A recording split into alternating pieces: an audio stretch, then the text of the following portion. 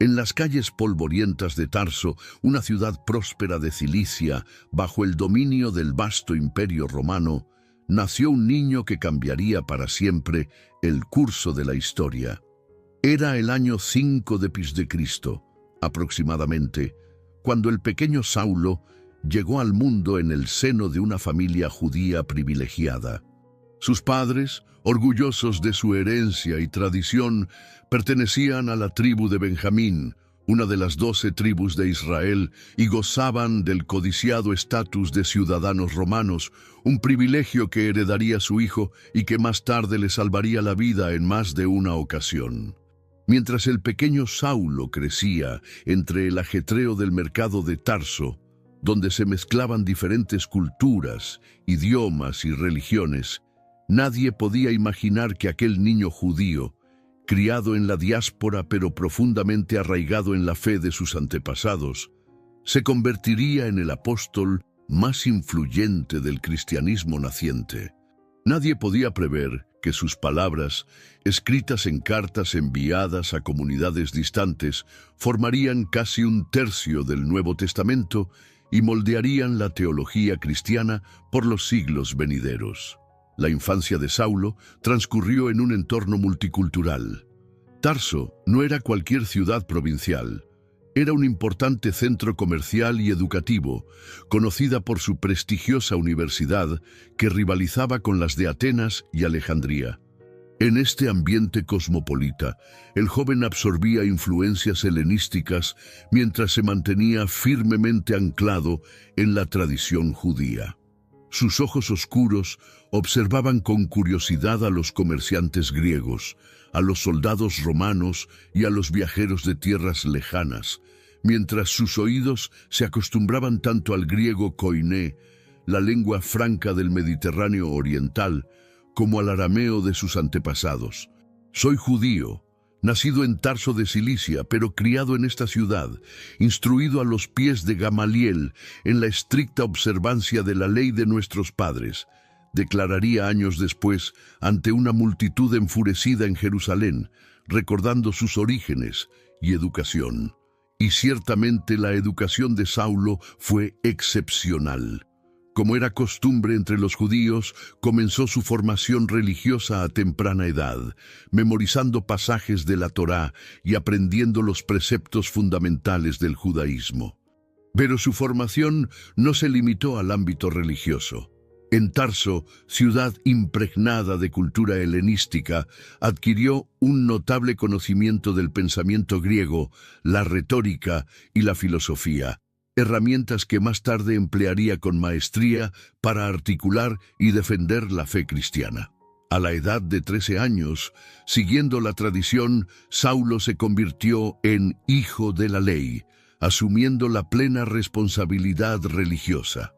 Poco después, sus padres, reconociendo su brillantez intelectual y su ferviente devoción, decidieron enviarlo a Jerusalén para completar su educación bajo la tutela de Gamaliel, uno de los rabinos más respetados de su tiempo, miembro del Sanedrín y nieto del legendario Gilel. El corazón del joven Saulo latía con anticipación mientras la caravana se acercaba a Jerusalén. Por fin contemplaría la ciudad santa, el centro espiritual de su pueblo.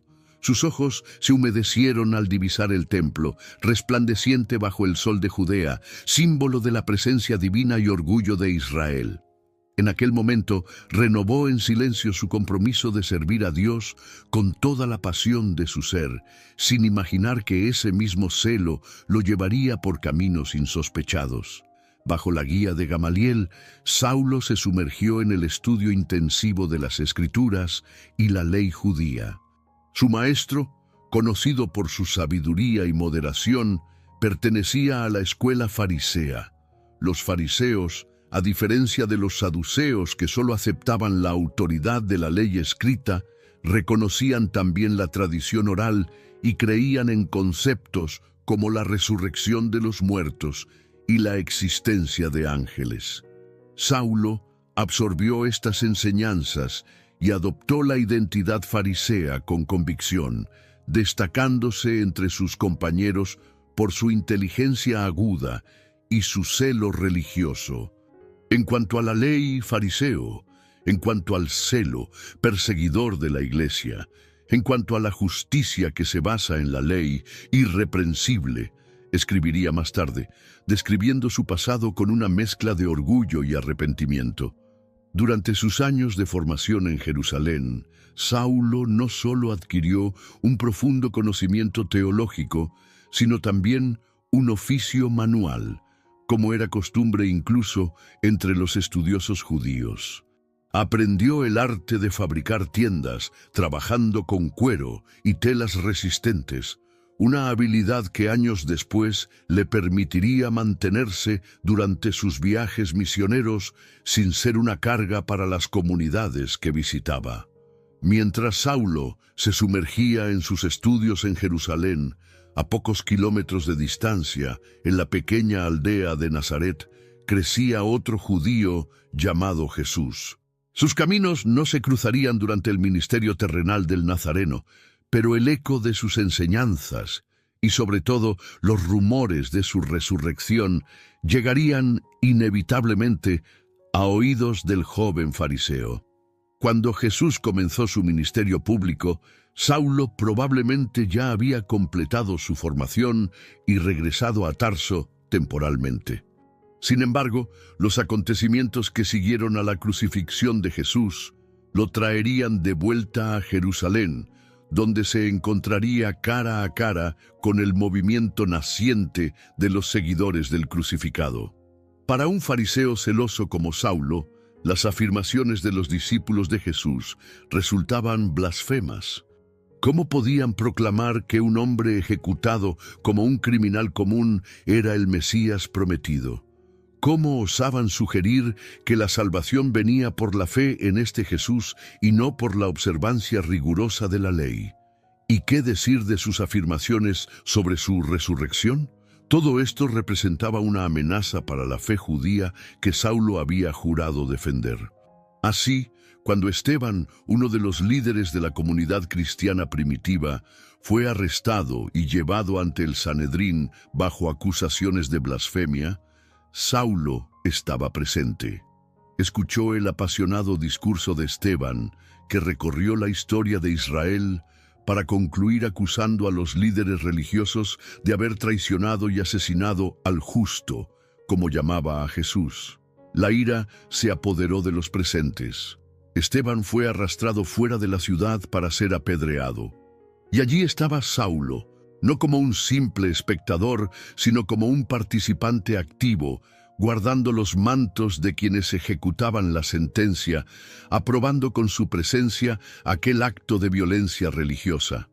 Y los testigos pusieron sus ropas a los pies de un joven llamado Saulo, relata Lucas en el libro de los Hechos, introduciendo así en la narrativa bíblica a quien más tarde se convertiría en protagonista de la expansión del cristianismo. Los ojos de Saulo, brillantes de convicción, contemplaron cómo las piedras golpeaban el cuerpo de Esteban, cómo el mártir caía de rodillas mientras oraba: «Señor, no les tomes en cuenta este pecado».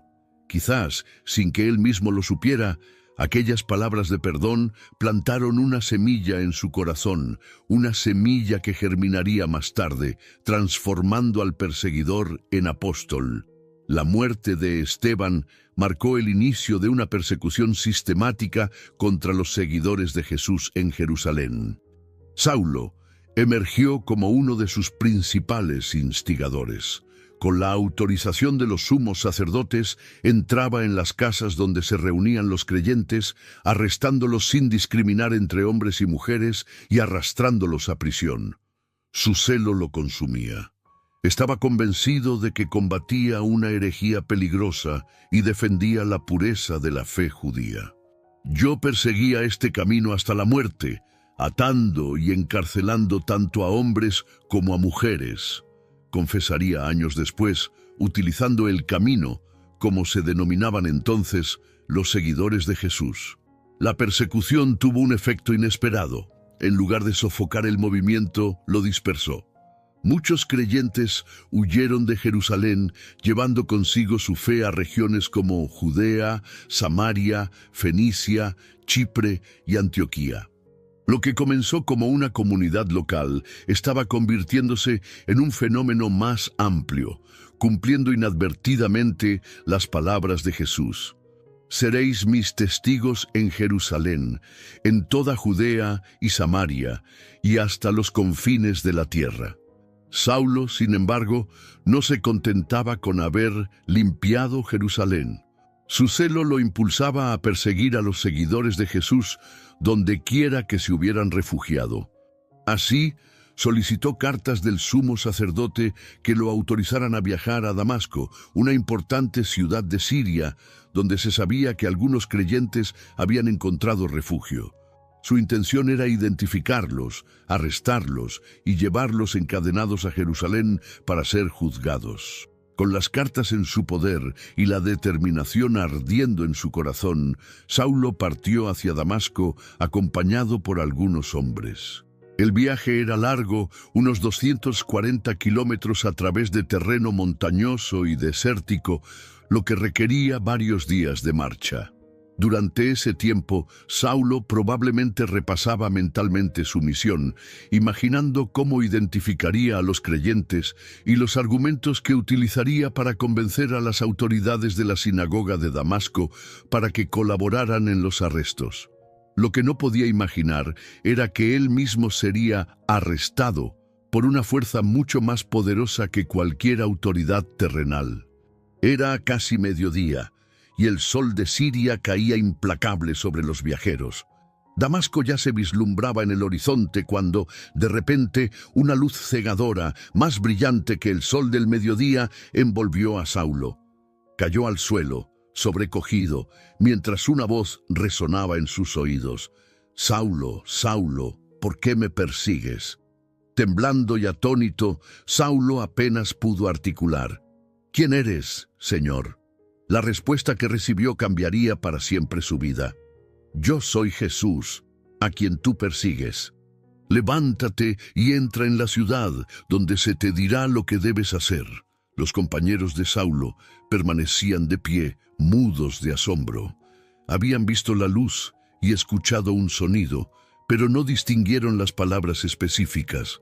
Cuando intentaron ayudar a Saulo a levantarse, descubrieron consternados que había quedado ciego. Tuvieron que tomarlo de la mano y guiarlo el resto del camino hasta Damasco. Durante 3 días, Saulo permaneció en la casa de un tal Judas, en la calle derecha de Damasco, sin ver, sin comer y sin beber, sumido en una profunda reflexión y oración. Todo su mundo se había derrumbado. La luz cegadora y la voz del cielo habían sacudido los cimientos de sus convicciones. Si realmente había sido Jesús quien le habló, el mismo Jesús cuyos seguidores perseguía con tanto celo, entonces todo su entendimiento anterior estaba equivocado. ¿Cómo podía ser que el crucificado estuviera vivo? ¿Y qué significaba aquella extraña afirmación, «¿Por qué me persigues?». Saulo no perseguía a Jesús, perseguía a sus seguidores, pero ahora comprendía que, a los ojos de Jesús, atacar a sus discípulos era atacarlo a él mismo. Mientras Saulo luchaba con estas revelaciones, en otra parte de la ciudad, un discípulo llamado Ananías recibía una visión. El Señor le ordenaba visitar a Saulo de Tarso y devolverle la vista. Ananías se resistió inicialmente, conociendo la reputación de Saulo como perseguidor, pero el Señor insistió: «Ve, porque ese hombre es mi instrumento escogido para llevar mi nombre ante los gentiles, los reyes y los israelitas. Yo le mostraré cuánto tendrá que padecer por mi nombre». Con temor pero obediente, Ananías se presentó en la casa donde se alojaba Saulo. Puso sus manos sobre él y dijo: «Hermano Saulo, el Señor Jesús, que se te apareció en el camino, me ha enviado para que recobres la vista y seas lleno del Espíritu Santo». Al instante, algo como escamas cayó de los ojos de Saulo y recobró la vista. Sin dilación, se levantó y fue bautizado, sellando así su conversión. Luego comió, recuperando las fuerzas. La transformación de Saulo fue radical e inmediata. El perseguidor se convirtió en predicador. Sin pérdida de tiempo, comenzó a proclamar en las sinagogas de Damasco que Jesús era el Hijo de Dios, el Mesías prometido. Quienes lo escuchaban quedaban perplejos. ¿No era este el mismo hombre que había venido a arrestar a los creyentes? Su poderosa argumentación, fruto de años de estudio de las Escrituras, dejaba sin respuesta a sus oponentes cuando demostraba que Jesús era efectivamente el Cristo. No pasó mucho tiempo antes de que la noticia de su conversión llegara a oídos de las autoridades judías. Los mismos que habían apoyado su misión persecutoria ahora veían en él a un traidor, alguien que se había pasado al enemigo. Pronto se organizó un complot para asesinarlo. Los conspiradores vigilaban las puertas de la ciudad día y noche para atraparlo cuando intentara salir. Enterados del peligro, los discípulos idearon un plan de fuga. Aprovechando la oscuridad de la noche, llevaron a Saulo hasta un sector de la muralla y metiéndolo en una canasta, lo descolgaron hasta el suelo, permitiéndole escapar. Aquel que había entrado en Damasco como perseguidor salía ahora como fugitivo, perseguido por aquellos que antes eran sus aliados. Tras escapar de Damasco, Saulo no se dirigió inmediatamente a Jerusalén para encontrarse con los apóstoles, como cabría esperar. En su carta a los Gálatas, revela que viajó a Arabia, posiblemente el reino nabateo, donde permaneció un tiempo no especificado, probablemente dedicado a la reflexión, la oración y el estudio de las Escrituras a la luz de su encuentro con Cristo. Este período de soledad y meditación fue crucial para la formación de su teología. Luego regresó a Damasco, donde continuó su predicación por aproximadamente 3 años. No fue sino hasta después de este tiempo que decidió viajar a Jerusalén para conocer a Pedro, a quien llama Cefas, y a otros líderes de la iglesia primitiva. Su llegada a Jerusalén fue recibida con desconfianza comprensible. Los discípulos temían que su supuesta conversión fuera una estratagema para infiltrarse entre ellos y continuar su persecución. Fue Bernabé, un levita de Chipre conocido por su generosidad y espíritu conciliador, quien intercedió por Saulo. Lo llevó ante los apóstoles y les contó cómo había visto al Señor en el camino a Damasco, cómo le había hablado y cómo en esa ciudad había predicado valientemente en el nombre de Jesús. Gracias a esta mediación, Saulo fue aceptado y comenzó a moverse libremente entre los creyentes de Jerusalén, predicando audazmente. Sin embargo, pronto surgieron problemas con los judíos helenistas, los mismos grupos con los que Esteban había tenido conflictos. La historia parecía repetirse, pero esta vez era Saulo quien se encontraba al otro lado del debate. Ante las crecientes amenazas contra su vida, los hermanos decidieron enviarlo a Tarso, su ciudad natal.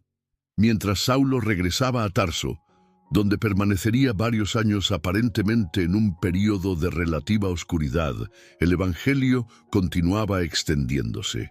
Un desarrollo significativo ocurrió en Antioquía, la tercera ciudad más grande del Imperio Romano, donde por primera vez un número considerable de gentiles, no judíos, abrazó la fe en Jesús, gracias a la predicación de creyentes chipriotas y cireneos.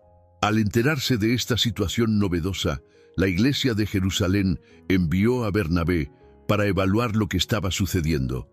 Bernabé, con su espíritu abierto, reconoció la obra de Dios entre los gentiles y los animó a perseverar. Pero la tarea era enorme y necesitaba ayuda. Recordó entonces a Saulo, aquel brillante fariseo convertido cuyo celo e inteligencia podían ser de gran utilidad. Viajó hasta Tarso para buscarlo y lo llevó consigo a Antioquía. Durante un año, Saulo y Bernabé trabajaron juntos enseñando a la creciente comunidad de creyentes. Fue en Antioquía donde los seguidores de Jesús recibieron por primera vez el nombre de cristianos, probablemente como un apodo inicialmente despectivo que con el tiempo se convertiría en un título de honor. La iglesia de Antioquía prosperaba y se diversificaba, contando entre sus líderes con personas de diferentes orígenes, incluyendo a un miembro de la corte de Herodes Antipas. Durante un tiempo de ayuno y oración, el Espíritu Santo indicó a la comunidad: «Apartadme a Bernabé y a Saulo para la obra a la que los he llamado». Así, con la imposición de manos y la bendición de la iglesia, comenzó formalmente la misión a los gentiles. El primer viaje misionero de Saulo y Bernabé los llevó primero a Chipre, tierra natal de Bernabé, y luego a varias ciudades de Asia Menor. Es a partir de este momento que Lucas, el autor del libro de los Hechos, comienza a referirse a Saulo por su nombre romano, Pablo, señalando quizás su creciente enfoque en el mundo gentil. En cada ciudad que visitaban, Pablo y Bernabé seguían un patrón similar. Comenzaban predicando en la sinagoga local, dirigiéndose primero a los judíos y a los temerosos de Dios, gentiles simpatizantes del judaísmo. Algunos respondían positivamente, pero invariablemente surgía oposición que los obligaba a volverse más directamente hacia los gentiles. Este patrón se observó en Antioquía de Pisidia, donde, tras ser rechazados por muchos judíos, Pablo declaró: «Era necesario anunciarles primero a ustedes la palabra de Dios. Puesto que la rechazan y no se consideran dignos de la vida eterna, ahora nos dirigimos a los gentiles». A medida que avanzaban, enfrentaban diferentes desafíos.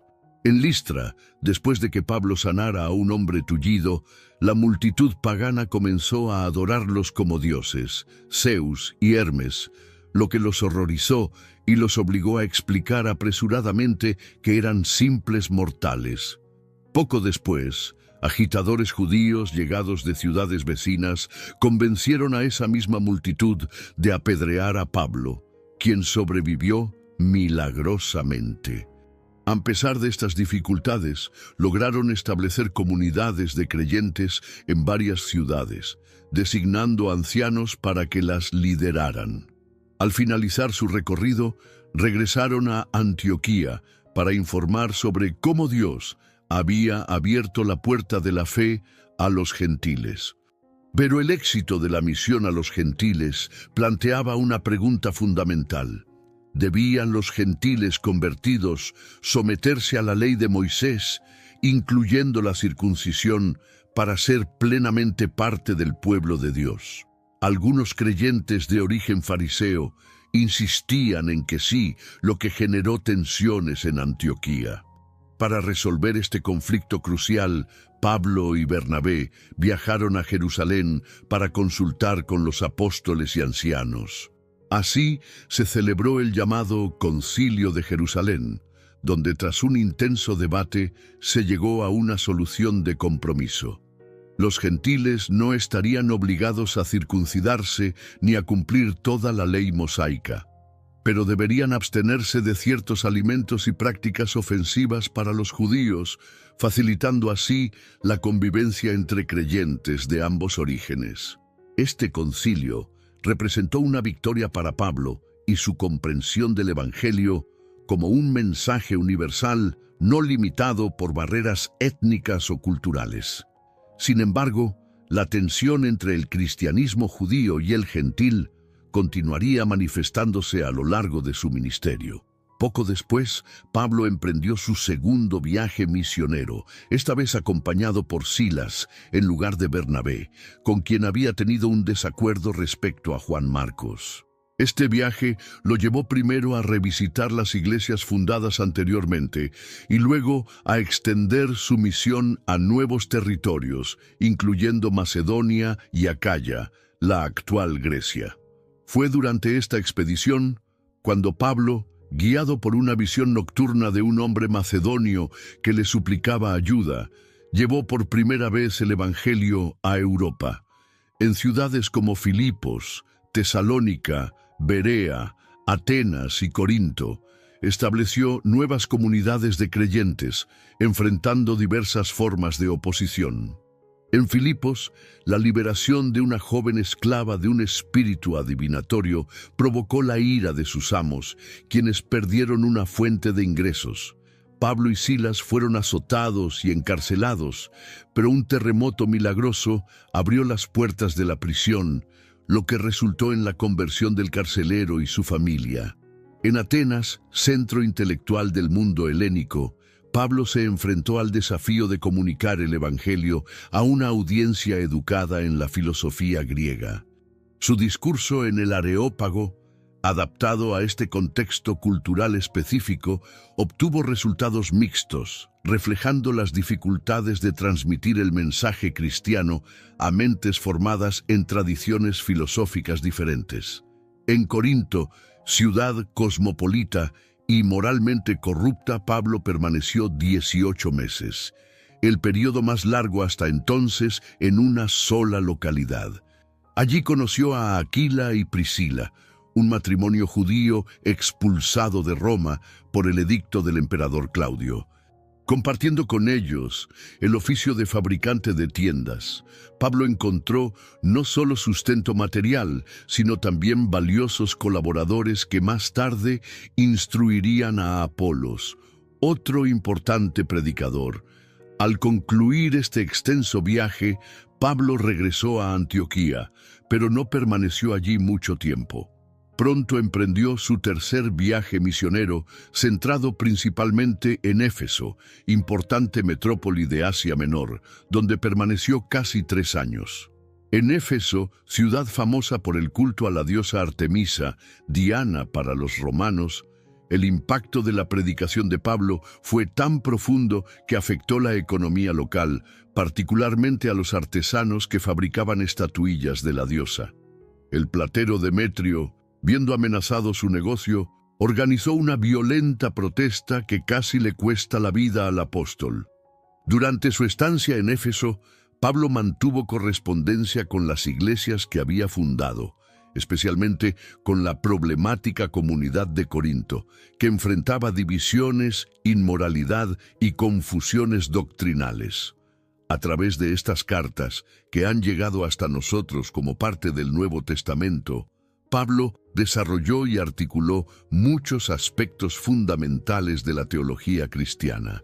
Tras dejar Éfeso, Pablo viajó por Macedonia y Grecia, revisitando las iglesias, y luego emprendió el regreso a Jerusalén, llevando consigo una colecta para los creyentes pobres de Judea, un gesto de solidaridad entre cristianos gentiles y judíos que esperaba fortalecer la unidad de la iglesia. A pesar de las advertencias de que le esperaban prisiones y tribulaciones, Pablo estaba decidido a llegar a Jerusalén. Su llegada coincidió con la fiesta de Pentecostés, cuando la ciudad estaba llena de peregrinos. Para disipar rumores de que enseñaba a los judíos de la diáspora a abandonar las tradiciones, aceptó el consejo de Santiago, hermano del Señor, de participar en un ritual de purificación en el templo junto con 4 hombres que habían hecho un voto. Esta estrategia resultó contraproducente cuando judíos de Asia Menor lo reconocieron en el templo y, tergiversando sus enseñanzas, incitaron a la multitud contra él, acusándolo de haber llevado gentiles a las áreas restringidas del templo. Una ofensa castigada con la muerte. Una turba enfurecida lo arrastró fuera del santuario y comenzó a golpearlo, con la intención de lincharlo. La intervención de los soldados romanos, alertados por el tumulto, salvó su vida. El comandante de la guarnición, asumiendo que se trataba de un revolucionario egipcio buscado por las autoridades, ordenó llevarlo a la fortaleza Antonia. Antes de entrar, Pablo obtuvo permiso para dirigirse a la multitud. En un discurso en arameo, relató su educación judía, su anterior celo por perseguir a los cristianos y su dramática conversión en el camino a Damasco. La multitud lo escuchó hasta que mencionó su misión a los gentiles, lo que desencadenó nuevamente su furia. El comandante, desconcertado por la situación, ordenó que Pablo fuera llevado al interior de la fortaleza y azotado para arrancarle una confesión. Sin embargo, cuando ya estaba atado para el castigo, Pablo reveló su ciudadanía romana, lo que detuvo inmediatamente el procedimiento, pues azotar a un ciudadano romano sin juicio previo era un delito grave. Al día siguiente, el comandante convocó al Sanedrín para determinar las acusaciones precisas contra Pablo. Reconociendo que el consejo incluía tanto saduceos como fariseos, el astuto apóstol declaró que estaba siendo juzgado por su esperanza en la resurrección de los muertos, una creencia que los fariseos compartían, pero los saduceos rechazaban. Esta afirmación provocó una acalorada disputa entre las dos facciones, de tal magnitud que el comandante, temiendo por la seguridad de Pablo, ordenó a los soldados sacarlo de allí. Esa noche, el Señor se apareció a Pablo y le dijo: «Ten ánimo, porque como has testificado de mí en Jerusalén, así es necesario que testifiques también en Roma». Esta promesa divina se cumpliría, aunque por caminos inesperados. Al día siguiente, un sobrino de Pablo informó al comandante sobre una conspiración para asesinar al apóstol.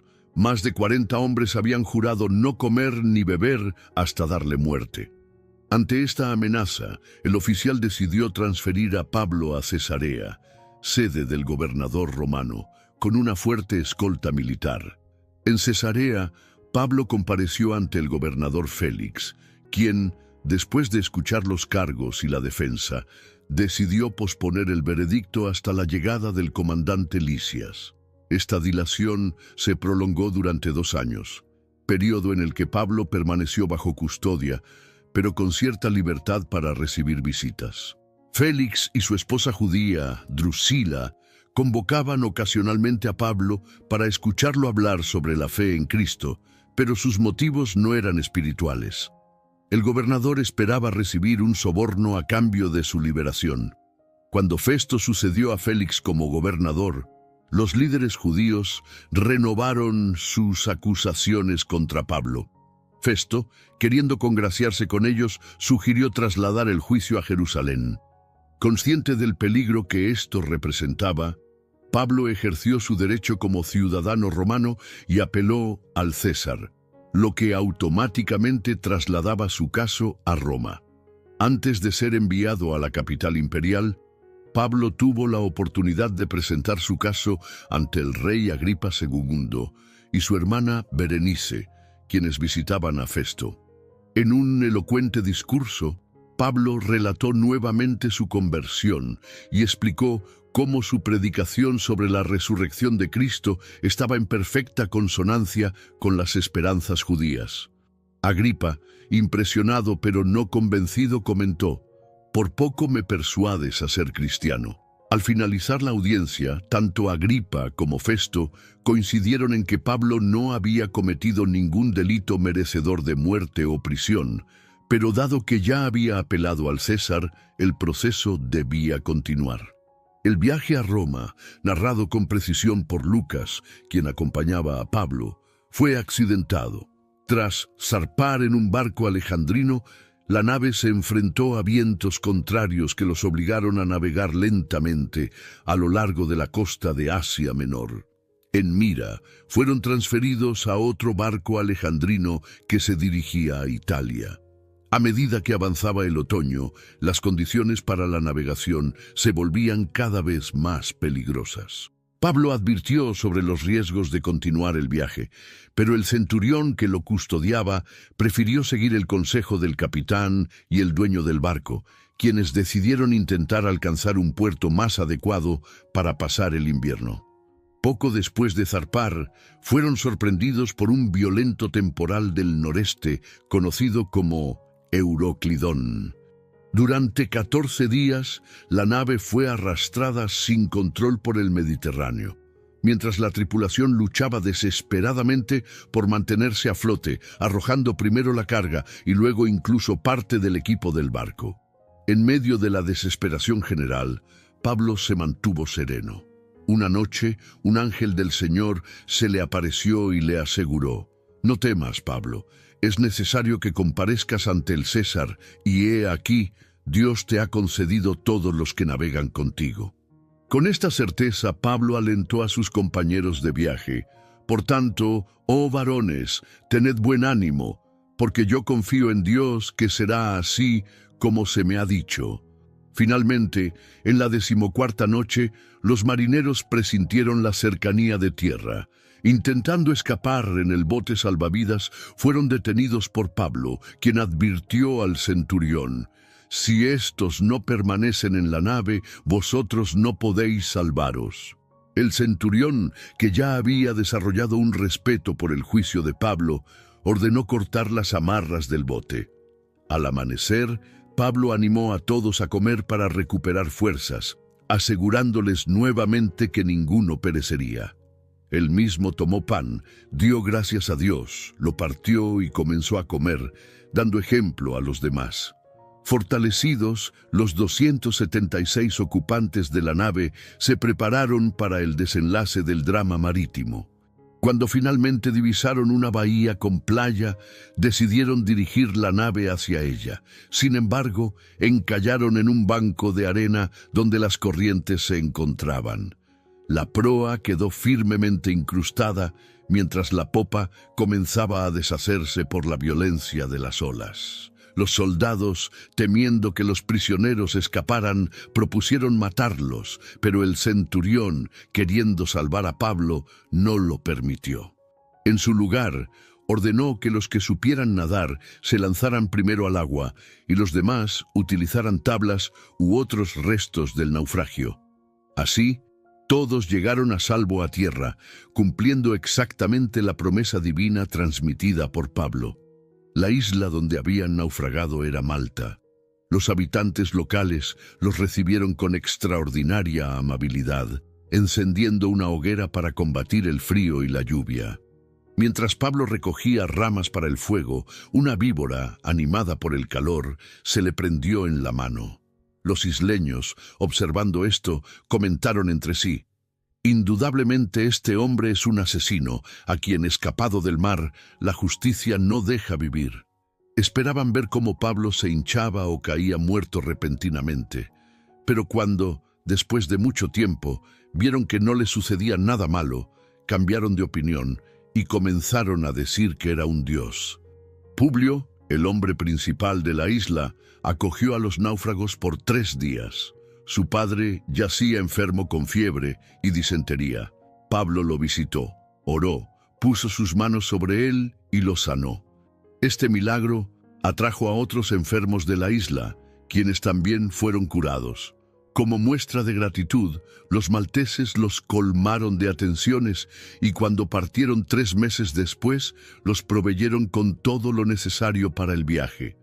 Embarcándose en otra nave alejandrina que había invernado en la isla, continuaron su viaje hacia Roma, haciendo escala en Siracusa, Sicilia, y Regio, en la punta de la bota italiana. Finalmente, llegaron a Puteoli, donde encontraron hermanos en la fe que los invitaron a quedarse una semana.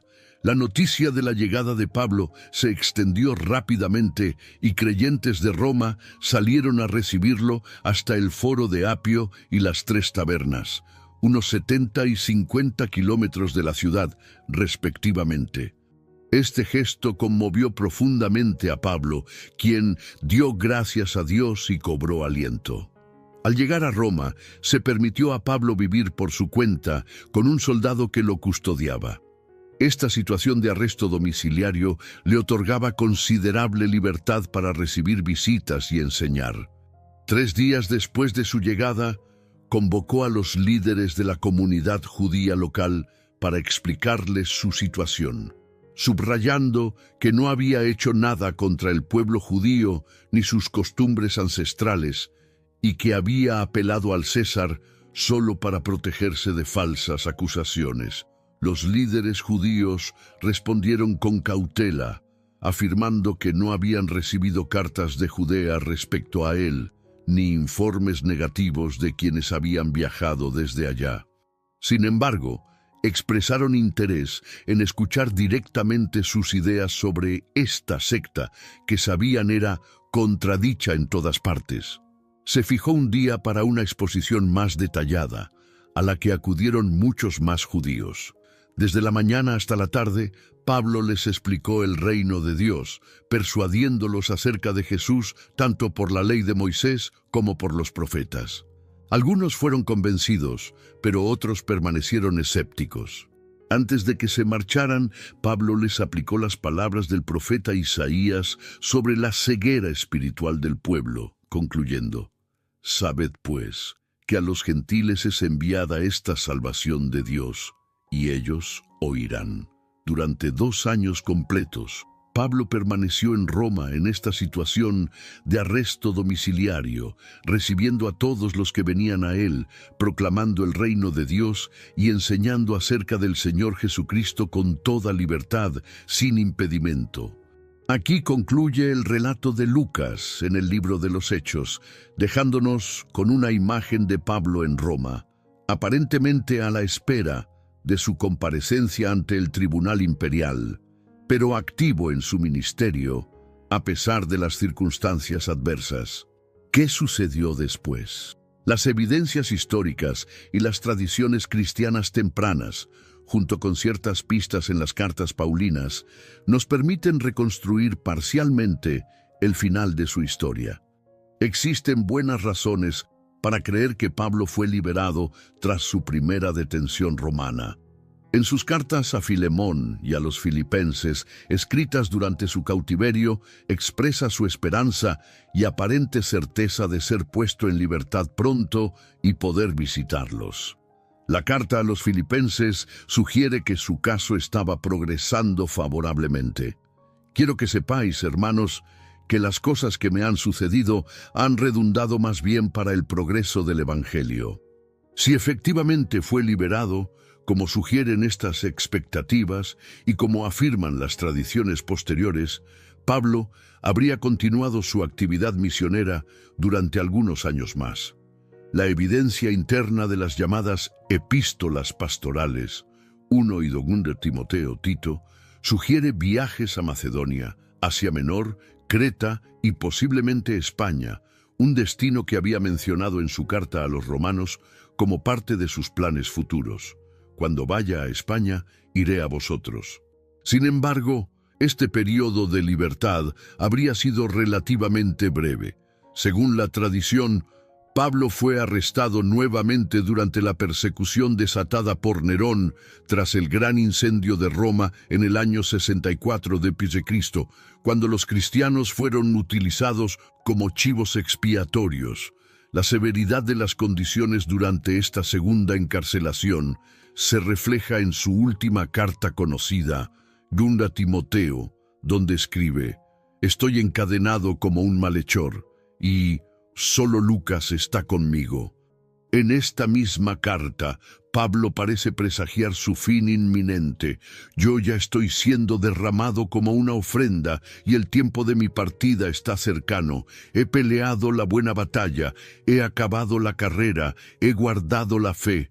Por lo demás, me está guardada la corona de justicia, la cual me dará el Señor, juez justo en aquel día, y no solo a mí, sino también a todos los que aman su venida». Según la tradición cristiana, ampliamente aceptada ya desde el siglo I, Pablo fue decapitado en Roma bajo el gobierno de Nerón, probablemente entre los años 66 y 68 d.C. Como ciudadano romano, se le habría concedido una muerte rápida por decapitación, en contraste con las formas más crueles de ejecución reservadas para los no ciudadanos. La tradición sitúa su martirio en un lugar llamado Aquae Salviae, en la Vía Ostiense, a unos 3 kilómetros fuera de las murallas de Roma. Sobre su supuesto lugar de enterramiento se erige hoy la Basílica de San Pablo extramuros. Así concluyó la vida terrenal de aquel que una vez fue Saulo de Tarso, el perseguidor transformado en el más influyente apóstol del cristianismo. Sin embargo, su legado perdura hasta nuestros días, no solo a través de las comunidades que fundó, sino, sobre todo, a través de sus escritos, que constituyen casi un tercio del Nuevo Testamento. Las cartas de Pablo no son meros documentos históricos, son exposiciones profundas de la teología cristiana que han moldeado el pensamiento de la Iglesia a lo largo de los siglos. Conceptos como la justificación por la fe, la gracia, la libertad cristiana, la nueva vida en Cristo, la unidad de la Iglesia como cuerpo de Cristo y la esperanza escatológica, recibieron en sus escritos una articulación magistral que sigue siendo estudiada, debatida y aplicada por teólogos, pastores y creyentes de todas las denominaciones. Su comprensión de la persona y obra de Cristo es particularmente profunda. Para Pablo, Jesús no era simplemente un gran maestro o profeta, sino el Hijo de Dios, preexistente, que siendo en forma de Dios, no estimó el ser igual a Dios como cosa a que aferrarse, sino que se despojó a sí mismo, tomando forma de siervo. Filipenses 2, 6, 7. Esta encarnación culminó en su muerte sacrificial en la cruz, donde Dios estaba en Cristo reconciliando consigo al mundo. 2 Corintios 5:19. La cruz, lejos de ser un fracaso o escándalo, aunque lo pareciera para judíos y gentiles, era para Pablo el centro mismo del plan divino de redención. Cristo nos redimió de la maldición de la ley, hecho por nosotros maldición. Gálatas 3:13. Y esta obra redentora alcanzaba su culminación en la resurrección, que no solo validaba el sacrificio de Cristo, sino que inauguraba una nueva creación. Si alguno está en Cristo, nueva criatura es. Las cosas viejas pasaron. He aquí todas son hechas nuevas. 2 Corintios 5:17. La respuesta humana a esta obra divina era, para Pablo, la fe. No una mera aceptación intelectual de ciertas doctrinas, sino una confianza total en Cristo y su obra, que resultaba en una identificación con Él tan profunda que podía afirmar: con Cristo estoy juntamente crucificado, y ya no vivo yo, mas vive Cristo en mí. Y lo que ahora vivo en la carne, lo vivo en la fe del Hijo de Dios, el cual me amó y se entregó a sí mismo por mí. Gálatas 2:20.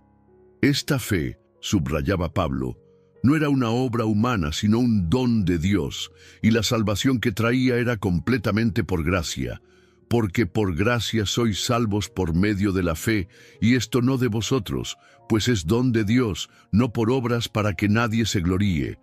Efesios 2, 8, 9. Sin embargo, esta gracia no conducía a la libertad para pecar, sino a la libertad para servir, porque vosotros, hermanos, a libertad fuisteis llamados, solamente que no uséis la libertad como ocasión para la carne, sino servíos por amor los unos a los otros. Gálatas 5:13. La vida cristiana estaba para él marcada por el fruto del Espíritu: amor, gozo, paz, paciencia, benignidad, bondad, fe, mansedumbre, templanza. Gálatas 5, 22, 23. La dimensión comunitaria de la fe también ocupaba un lugar central en el pensamiento paulino. La Iglesia no era una mera asociación voluntaria de individuos con creencias similares, sino el cuerpo de Cristo, donde cada miembro tenía una función específica y dependía de los demás. Vosotros, pues, sois el cuerpo de Cristo, y miembros cada uno en particular. 1 Corintios 12, 27. Esta unidad trascendía las divisiones étnicas, sociales y de género. Ya no hay judío ni griego, no hay esclavo ni libre, no hay varón ni mujer, porque todos vosotros sois uno en Cristo Jesús. Gálatas 3:28. Aún en las comunidades más problemáticas, como la de Corinto, con sus divisiones, inmoralidad y confusiones doctrinales, Pablo veía la obra del Espíritu y les recordaba su identidad en Cristo. ¿No sabéis que sois templo de Dios y que el Espíritu de Dios mora en vosotros? 1 Corintios 3:16. La escatología, la doctrina de las últimas cosas, también ocupaba un lugar destacado en su enseñanza. La resurrección de Cristo era para él no solo un evento histórico, sino primicias de los que durmieron. 1 Corintios 15:20. La garantía de la futura resurrección de los creyentes. Esperaba el retorno glorioso de Cristo, cuando el Señor mismo con voz de mando, con voz de arcángel y con trompeta de Dios descenderá del cielo, y los muertos en Cristo resucitarán primero. Luego nosotros, los que vivimos, los que hayamos quedado, seremos arrebatados juntamente con ellos en las nubes para recibir al Señor en el aire, y así estaremos siempre con el Señor. 1 Tesalonicenses 4:16-17. Esta esperanza futura iluminaba el presente y daba fuerzas para enfrentar las tribulaciones. Porque esta leve tribulación momentánea produce en nosotros un cada vez más excelente y eterno peso de gloria, no mirando nosotros las cosas que se ven, sino las que no se ven, pues las cosas que se ven son temporales, pero las que no se ven son eternas. 2 Corintios 4:17-18. La influencia de Pablo se extendió mucho más allá de su propia vida. Sus cartas, conservadas y copiadas por las comunidades a las que fueron dirigidas, comenzaron a circular ampliamente entre las iglesias. Ya a finales del siglo I, Pedro se refería a ellas como escrituras, aunque reconocía que contenían algunas cosas difíciles de entender. Pedro 3:16. A lo largo de la historia de la Iglesia, estas cartas han sido fuente de inspiración y objeto de intenso estudio. San Agustín encontró en Pablo la base para su comprensión de la gracia. Martín Lutero redescubrió en Romanos y Gálatas la doctrina de la justificación por la fe que desencadenaría la Reforma protestante. Karl Barth, enfrentando la crisis de la teología liberal, volvió a la extraña Nueva Mundo de la Epístola a los Romanos para redescubrir un Dios radicalmente trascendente. Incluso fuera del ámbito estrictamente teológico, el pensamiento de Pablo ha ejercido una profunda influencia. Filósofos como Kierkegaard, Heidegger y Badiou han encontrado en sus escritos perspectivas relevantes para sus propios sistemas. Su concepción del cuerpo, soma, como aspecto integral de la persona, en contraste con el dualismo griego, ha sido valorada por la antropología contemporánea. Su visión de la libertad cristiana y la dignidad humana ha alimentado movimientos de reforma social. No obstante, Pablo también ha sido objeto de críticas y malas interpretaciones. Algunos han visto en él al segundo fundador del cristianismo, que habría desviado el mensaje original de Jesús. Otros lo han acusado de misoginia por algunos pasajes aparentemente restrictivos sobre el rol de las mujeres, ignorando su elogio a numerosas colaboradoras femeninas como Febe, Priscila, Junia y su revolucionaria afirmación de la igualdad espiritual de hombres y mujeres.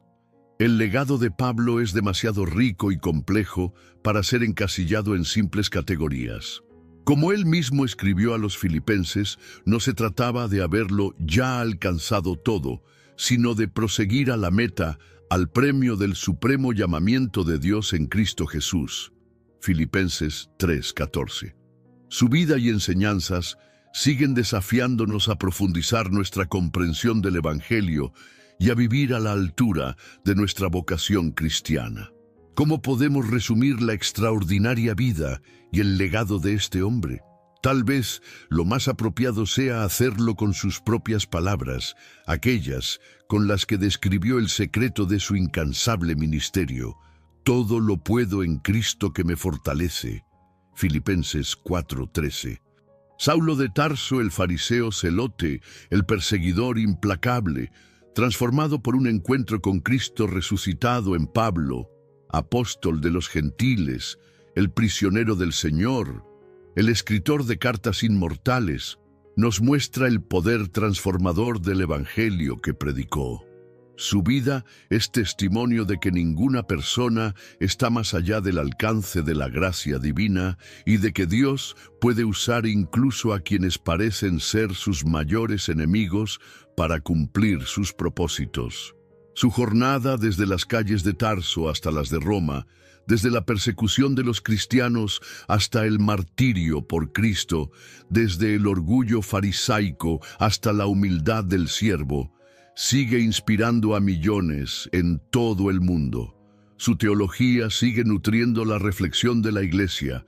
Su celo misionero sigue motivando esfuerzos evangelísticos. Su valor ante la adversidad sigue fortaleciendo a quienes enfrentan persecución. Su amor por Cristo sigue conmoviendo corazones. Pablo nunca buscó protagonismo para sí mismo. Como escribió a los Corintios, no nos predicamos a nosotros mismos, sino a Jesucristo como Señor, y a nosotros como vuestros siervos por amor de Jesús. Según Corintios 4:5.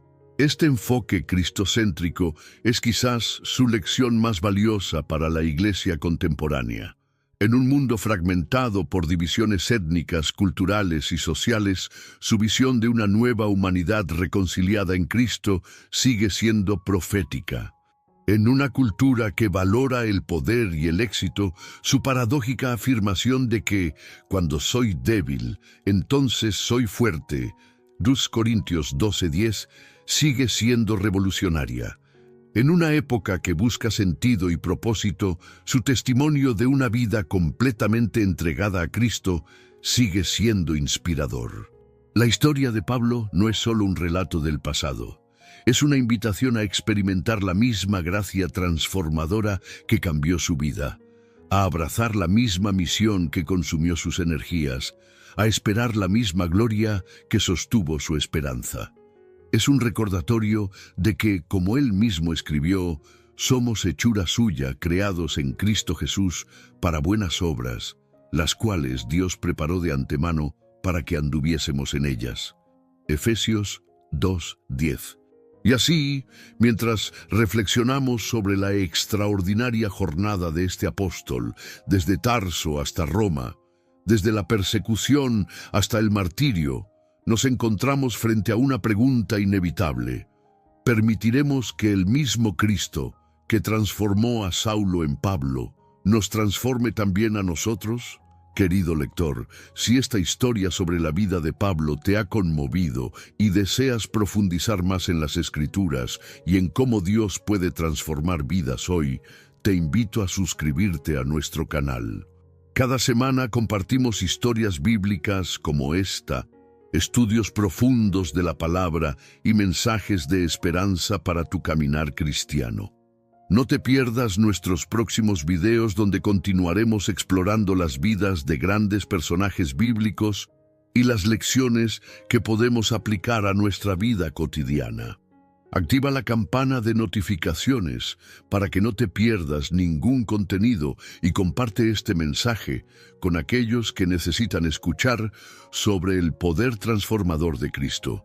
Tu apoyo nos ayuda a seguir llevando la palabra de Dios a más personas en todo el mundo.